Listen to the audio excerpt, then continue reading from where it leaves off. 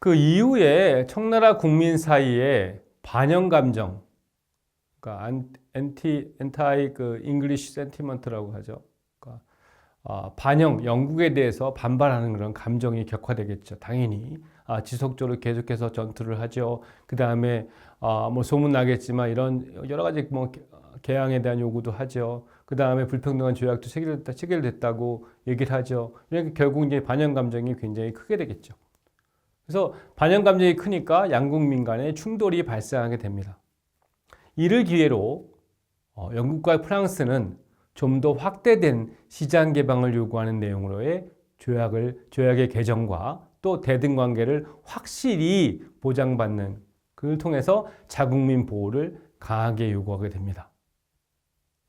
참 흥미로운 얘기죠, 그렇죠? 그 전투가 진행되고 충돌이 있는데 또 그것을 틈타서 전투를 이겨서 다른 또 시장을 확대시키고 개방을 확대하고 조약을 개정하고 그 다음에 자국민 보호를 요구하게 되는 그런 과정이 결국은 이제 서구 제국주의가 중국에 침투하는 과정을 여실히 보여주는 그런 부분이라고 할 수 있겠습니다. 이런 상황에서 1856년 10월 8일 에로우 사건이라는 즉 영국 국적의 선박인데요. 에로우는 그 영국적 선박 에로우에 탄 청나라 선원을 청나라 관리가 혐의가 있다고 체포하는 사건이 발생합니다. 자, 영국은 자국 선박에 대해서 아무리 자국 선박에 대해서 아무리 청나라 선원이 있다 하더라도 일단 우리 소유의 배인데 체포하면 되겠냐라고 강력히 항의했고요. 청나라는 자국민에 대한 정당한 관할권 행사라고 주장했습니다. 누가 맞는지는 아무도 모릅니다. 그런데 결국 전투에서 승리하는 자만이 그걸 정당성을 가지게 되는 것이죠.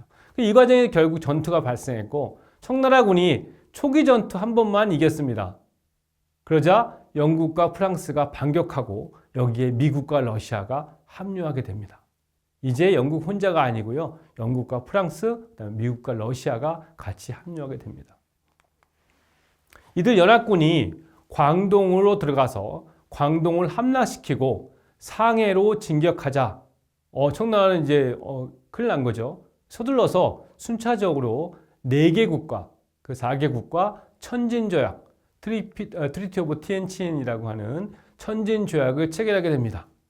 구체적으로 1858년 6월 13일에 러시아 청나라 사이에 그 다음에 6월 14일에는 미국과 청나라 사이에 6월 26일에는 영국과 청나라 사이에 그리고 6월 27일에는 프랑스와 청나라 사이에 천진조약이 체결되었습니다. 천진조약의 주요 내용은 다음과 같습니다. 첫 번째는 새로운 조약을 체결할 것. 이제 완전히 이전과는 다른 조약을 다시 체결하겠다. 이전 거하고 다르게 다시 체결하겠다. 자, 말을 안 들으니까 제대로 된 조약을 체결하겠다. 두 번째는 대등 교섭권. 아직도 대등하지 못하는 그런 인식이 크기 때문에 대등 교섭권을 가져야겠다. 그 다음에 외교관을 북경에 상주시켜야겠다. 이제 수도에 들어가는 거죠. 광동에 있었던 상무관이라든가 이런 영사관이 아니라 이제 외교관 자체를 북경에 상주시키겠다. 이걸 승인해달라. 승인할 것. 그 다음에 세 번째는 지부, 치프라고 하고 또 진강, 그 다음에 항구, 항코라고 하죠. 구강, 지우장, 그 다음에 우장, 인코, 그 다음에 산두, 산토, 온주, 웬조, 남경, 난징, 그다음에 경주, 치용조 하는 그 9개 항을 추가로 개방해라. 그렇죠? 처음에는 광동무역만 개시해라. 두 번째는 상해와 그 다음에 영파와 그 다음에 하문을 더 개방해라. 이번에는 다시 또 거기에 추가해서 9개를 더 개방해라 라고 하는 것이죠. 그 다음에 이제 이전에 있었던 조약의 내용에서 나오지 않았던 것이 나옵니다. 기독교 선교의 자유를 허용해라. 그렇죠? 뭐 영국도 그렇고 물론 신교긴 하지만 결국 프랑스는 이제 캐톨릭이었었고 이런 그 기독교 선교를 자유롭게 허용해라. 그럼 이제 뭐가 되겠어요? 선교사들의 역할이라는 게 선교도 있고, 그 다음에 당시의 그 지역에 대한 정보도 있고 해서 이런 기독교 선교의 자유는 결국 선교사들이 자유롭게 어디든지 갈 수 있다는 얘기니까 이건 굉장히 정보 수집의 차원에서는 굉장히 중요한 부분이었다는 것이죠. 물론 종교적으로도 뭐 의미가 있지만요. 근데 다섯 번째는 뭐냐면 아까 마지막에 추가되었던 취해법권을 인정해달라. 그 다음에 동등 관세협정을 체결해달라. 그 다음에 최애국 대우 조항을 이행해라. 왜 이행하지 않느냐? 그 다음에 전장배상금 꾸준히 나오죠. 한 번도 돈 준 적이 없어요. 전장배상금을 지불해라. 그 다음에 아홉 번째가 1년 후에 이 모든 내용을 담은 비준서를 서로 교환하자라는 겁니다. 1년의 시간을 줬어요. 1년의 시간을. 그러나 천진조약의 아홉 번째 항목, 즉 1년 후에 비준 조항이 다음에 이행되지 않았습니다. 중국의 입장에서는 전혀 하고 싶은 마음이 없었겠죠. 왜 하나 그런 생각이 들었겠죠. 그렇죠? 이에 비준을 요구하는 4개국과 청나라 간에 또 충돌이 일어났고 제2차 영국 프랑스 연합군이 북경을 이제 공격하게 됩니다.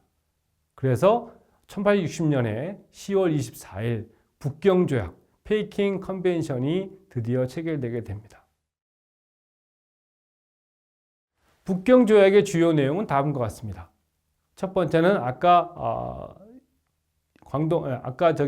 협정에서 나왔던 선교의 자유를 허용할 것이 있었고요. 그 다음에 이제 구룡반도, 그죠? 구룡반도를 영국에 이제 99년간 할양할 것. 콜룬 페닌슐라라고 하는 구룡반도, 홍콩이 들어가 있고 마카오가 들어가 있는 구룡반도를 영국에 99년간 할양할 것. 자, 왜 99년일까요? 중국은 100이라는 숫자를 굉장히 크게 생각합니다. 그래서 99년만로 했다는 것이죠. 나중에 이것이 이제 반환되죠. 그래서 반환된 것이 이때부터 99년이라고 보시면 되겠습니다. 그 다음에 조약 체결 즉시 효력이 발생할 것. 그 전에 1년 뒤에 비준을 한다라고 했더니 안 하더라 이거죠. 비준 안 하더라 이거죠. 그러니까 조약 체결 즉시 효력이 발생할 것. 그 다음에 여기에 따라서 천진도, 티안진도 개항장으로 또 추가할 것. 그 다음에 전쟁 배상금을 지급할 것. 이런 내용의 북경조약이 체결됩니다. 그 뒤 중국은 1869년까지 서구의 각 나라들과 같은 내용의 조약을 체결하게 됩니다. 이와 같이 중국 청나라는 서구 열강과의 20년에 걸친 대결에서 완전 대패배했고 점차 내용이 강화되는 완전 불평등 조약을 체결함으로써 수동적 갈등적 개방을 경험하게 된 것입니다. 그렇죠? 여러분들이 보시다시피 40년의 아편 전쟁이 전투가 시작됐는데 1869년에 마무리 짓는 북경조약이 마무리 졌거든요. 거의 30년까지 20여 년 동안에 걸친 그 동안에 전투만 하고 대응이 준비가 안 됐죠. 그래서 만약에 뭐 바꿔 얘기하면 물론 역사는 가정이 없지만 중국이 그 서구 열강, 영국이나 프랑스나 서구 열강의 좀 강력함을 인지하고 뭐 그때부터라도 군대를 양성한다든가 개혁을 한다, 제도 개혁을 한다든가 했다면 30년 가까이 또 25년 가까이 그렇게 계속해서 당하지는 않지 않겠냐 하는 입장에서 중국의 입장에서 본다면 그렇다는 것이죠. 그리고 영국이나 프랑스나 이런 그 서구 열강의 입장에서 보면 아주 치밀하게 준비된 내용이 지금 전개되고 있는 것이죠.